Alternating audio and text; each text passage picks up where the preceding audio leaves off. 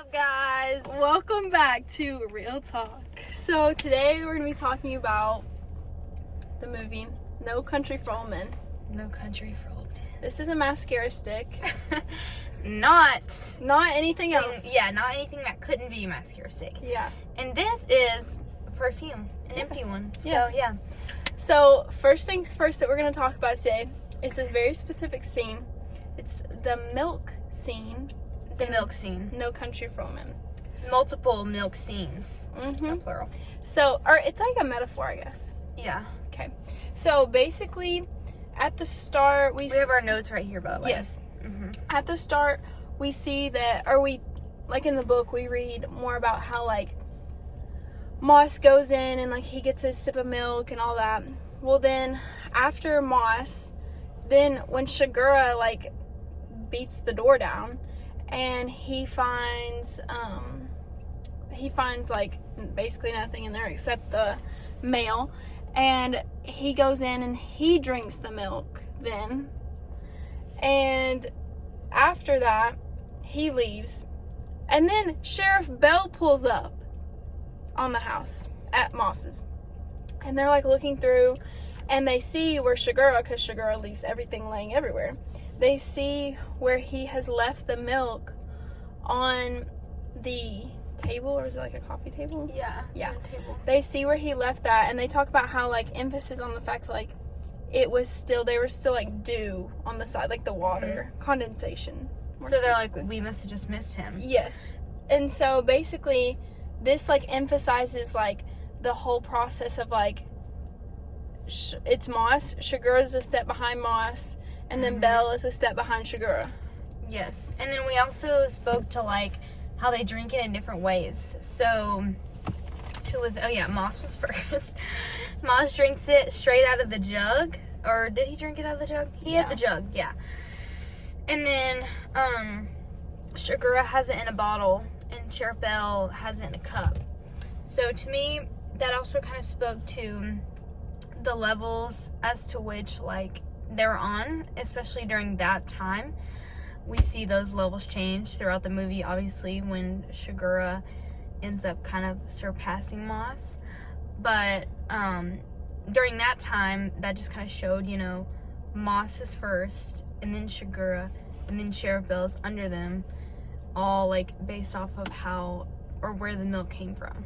And also, like, how they handled things. So, like, by Shigura not, like, putting, like, so Moss, although he drinks out of the bottle, which is low-key disgusting, although he does that, he, like, puts it back in the fridge because, like, that's his, like, you know, like, he's cleaning up. Where Shigura, like, he leaves it on the table, so he drinks it, which is disgusting, and then he leaves it on the table, like, no care for anything around him. And then where Belle differs is Belle, like, takes it and, like, pours it into it. So it's almost like how they cover up a crime scene, or, like, since Moss is, like, cleaning things up and, like, that the money is his per se, and then with Shigura, like, leaves everything very messy, leaves stuff out where it's not supposed to be, doesn't cover his tracks, not very scared, and then Belle is, like, interpreting one thing to another, so, like, from the jug to the glass. That's a really good point. Okay, the next thing, we might have more thoughts, we might come back to that, but I think we pretty much covered that for now. The next thing that we wanted to talk about today during the podcast is the bird scene, because when we were watching the movie, we were both, like, very surprised on how that went down. It was very quick. Yeah. It was 3 seconds. Yeah, exactly. And, like, when we were reading the book, I had, like, envisioned this scene of, like, you know, it taking, like, 5 or 10 minutes, but I had, like, envisioned Shigura parked in his car. And very, like, I also felt like he was, like focused when he was shooting at this bird. Yes, exactly. In the book. Like, in the book, I had envisioned him, like, parked, staring at the bird, kind of examining the bird, examining his prey, if you will. And then pulling out the gun or whatever. And very like, thoughtful. Yeah, very thoughtful. Putting it on the bird and, like, you know, aiming, taking time to shoot, whatever, and then missing. Because when we talked about it in class, it was like, oh, he's such a good shot or whatever. And he happens to miss. Like, that's crazy. And that's what led to him having this whole breakdown about, like, oh, like, I'm just not, like, I'm not what I used to be. Like, my stuff is, like, my mindset is different now. Yeah, exactly. That's a good point.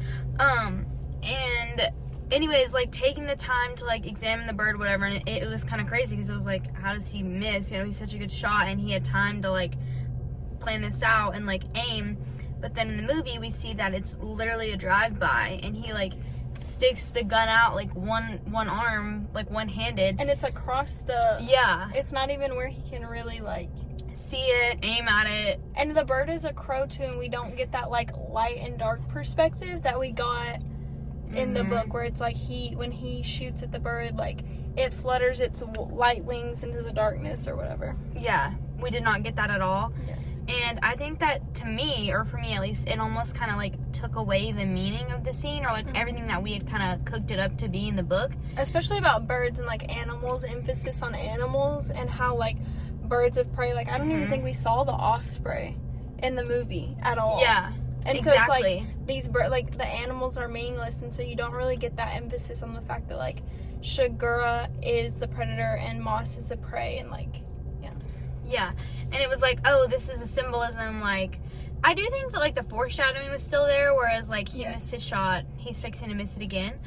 But I don't think that, like, the movie really made that scene out to be such, like, it. In the book, it, like, takes away from Shigura, and I didn't really see that in the movie. It was kind of just more of, like, this is a foreshadowing moment, looking back on it, but it doesn't really take away from him as a character, or, like, make him seem less. There was no really, like, character development that I got from that in the movie compared to in the book. Yes.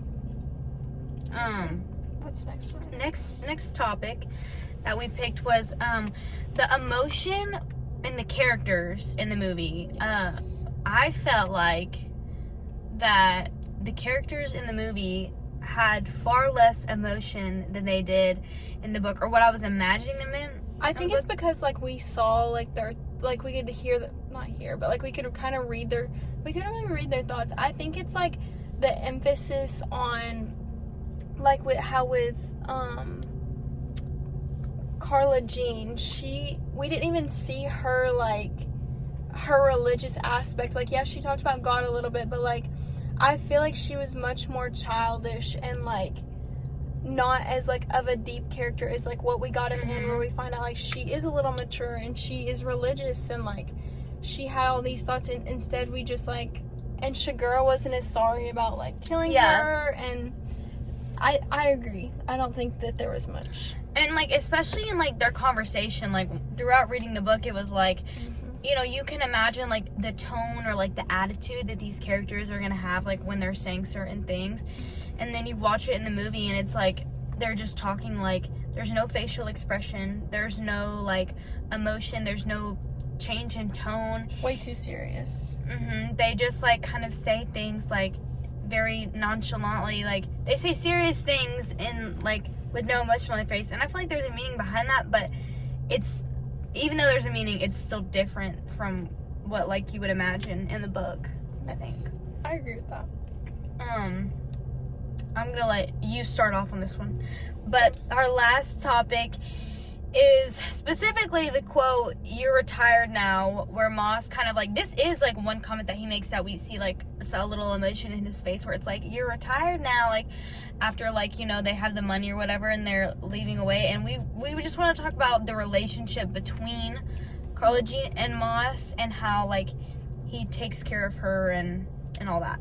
Yes, so whenever I was watching the movie, I was like, wow. Because we had talked about in class how, like, Carla Jean and Moss, like, their relationship, they were like, a lot of people were like, he doesn't like her, like, this is kind of like, you know, they're not really in love, And I think that in the movie we see a lot, like, with the whole, like, "You're retired now, I'm taking care of you," like, she very much needed, which we kind of figure out whenever we find out she's 16 and works at Walmart.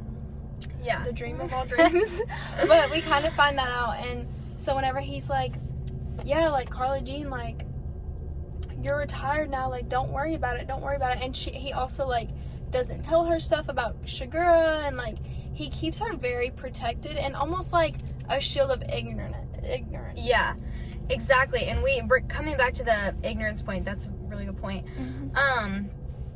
Like, it's almost like he's not even really taking in the whole point of Moss with the money. He's not even really taking in consideration, like, the consequences that, like, are developing, because he is just so focused on, like, the money and, like, what could happen, you know, like, you know, they would never have to work again if they could eventually, like, get somewhere and, like, have that money and, like, restart their lives. But, like, he trying to get there, he just dug himself into, like, a much bigger hole that, like, was just harder and harder to get out of, and obviously he never got out of it. And he was just so, like, focused on the money and, like, what could come out of it. Shigura. Yeah, exactly. He didn't even focus, and that's why he was like, whenever the whole fact of, like, is your wife, like, like, I'm gonna kill your wife, like, if you don't give me this money. And he didn't exactly say, like, you can kill my wife, but he was like, if, in my personal opinion, like, if my husband didn't immediately say, okay, the money's yours, I'll bring it to you right now, like, what? Yeah, exactly. Like, he wasn't even Mr. really... Finn would do that for our class. Yeah. He wouldn't give the money up. Exactly. Yeah. True. Yeah. True that. Yeah. But it's not like he was, like, enjoying any part of this while he was, like... He was literally just running... miserably. Yeah, with the money. Shot. Yeah. For what? For what point? I didn't really realize that until I watched the movie, and then I was like... And also, the hitchhiker in the movie is nowhere to be found. Yeah. Gal does not exist. Explain that. Explain that. Yeah, Mr. Finn. He was all about the movie was better than the book. Yeah, and when he shakes his ring, it's when he's not in a car. He was walking past that lady, and she said that. And he was like, I'm waiting on my wife. So, yeah. Oh, yeah, and, okay, guys, we could go on and on, but the last comment that we wanted to make was that, Shigura has a horrible haircut. Horrible haircut. The actor actually said that he hated that haircut, and whoever put that on his head is crazy. Yeah, I literally couldn't take him seriously because he looks like Willy Wonka. Yeah. Like, I literally kept saying the whole time, I was like, Willy Wonka. He looks just like Willy Wonka, and, like, how are you gonna have, like, this crazy killer psycho man with the Willy Wonka haircut? So that is our last synonym or metaphor or foil for this is our last foil. Willy Wonka and Mr. Shigura, Anton Shigura. Those are our foils. They both harm children. They both... Oh, that's a good point. I didn't even think about that. They both got that bob. They do. They're both crazy about money, and they both have a Charlie in a sense, as, you know. I feel like Moss is kind of like Charlie. And then Sheriff Bell's like the weird grandpa. Yes! Connection. Foils. Charlie and the Chocolate Factory and No Country for Old Men are foils. And movie foils. Killer Clowns from Outer Space will be our next review, so wait up on that one. Yeah. Thank Alright, guys. you. Yeah, we'll bye. catch you next time. Bye.